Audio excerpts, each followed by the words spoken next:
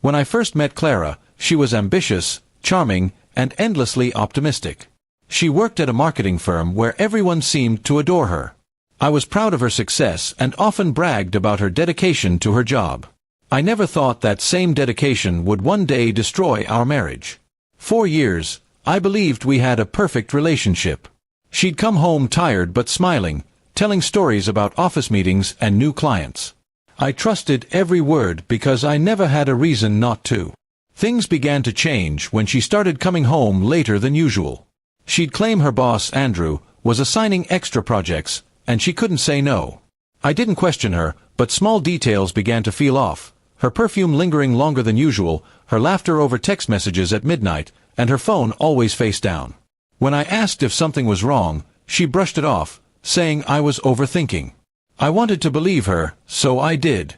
One evening, I surprised her at work. I brought coffee and pastries for her team, hoping to make her day a bit easier. The moment I stepped inside, the atmosphere changed. Conversations died down, and glances bounced between Clara and Andrew. She looked startled, almost nervous, as if she hadn't expected me there. I didn't stay long, but that visit planted a deep seed of doubt inside me. Over the next few weeks, I started noticing patterns.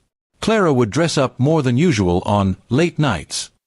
Her phone stayed locked, and she'd carry it everywhere, even to the bathroom. I finally decided to look deeper. I reached out to one of her coworkers, Lisa, pretending I was planning a surprise for Clara's upcoming birthday. I asked what time she usually left the office. Lisa hesitated before saying, "You should probably ask Clara." Her tone was uneasy, and I knew she was hiding something. That night, I waited outside Clara's office building. Hours passed and finally, I saw her exit, not alone, but with Andrew. They weren't walking like co-workers. His hand brushed her waist, and she smiled up at him in a way she hadn't smiled at me in months. My chest tightened as the truth hit me like a hammer. She wasn't working late. She was with him. 4 days, I couldn't sleep. I wanted to confront her, but something in me wanted to be sure, to gather proof, not just accusations. So I started digging. I spoke with a friend who worked in IT and asked for advice. With his help, I backed up her phone data onto my laptop.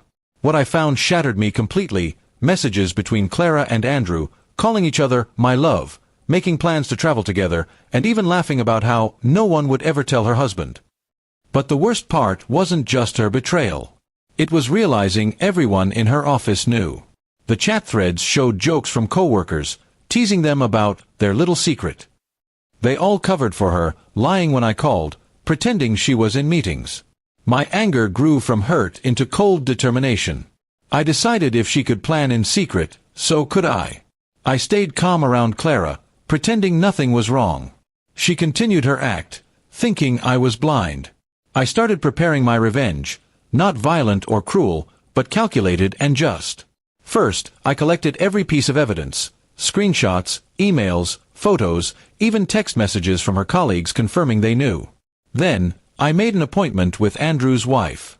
When I met her, she already suspected something but lacked proof. I gave her everything. She sat silently as she read through the messages, her hands trembling. She thanked me and said she'd take care of things from her side. A few days later, rumors spread that Andrew was being investigated for inappropriate workplace behavior. HR got involved, and soon after, he was fired. Clara came home crying, saying her boss was unfairly accused and she didn't know why people were turning on her. I just listened, nodding quietly. Then, I handed her the envelope with all the proof, the screenshots, photos, and printed messages. Her face went pale as she realized what I'd done. She tried to explain, to twist the story, but it was too late. I told her to pack her things. I had already contacted a lawyer and filed for divorce. But I didn't stop there.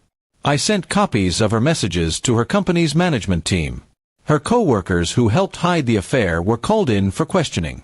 A few of them were suspended, and Clara's reputation was destroyed. She was forced to resign within a week. She tried to come back, begging me to forgive her, saying she had lost everything.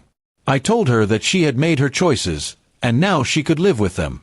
I moved out of the house we once shared and started fresh in another city. For a long time, I felt numb, but eventually, peace returned. Months later, I heard through a mutual friend that Clara was struggling to find work. Her name had become a warning in her industry, a reminder of what happens when dishonesty and betrayal mix with arrogance. I didn't celebrate her downfall, but I didn't pity her either. Looking back, I realized the revenge wasn't about destroying her career, it was about reclaiming my self-respect. She thought I would never fight back, that my love would blind me forever. But love built on lies isn't love at all.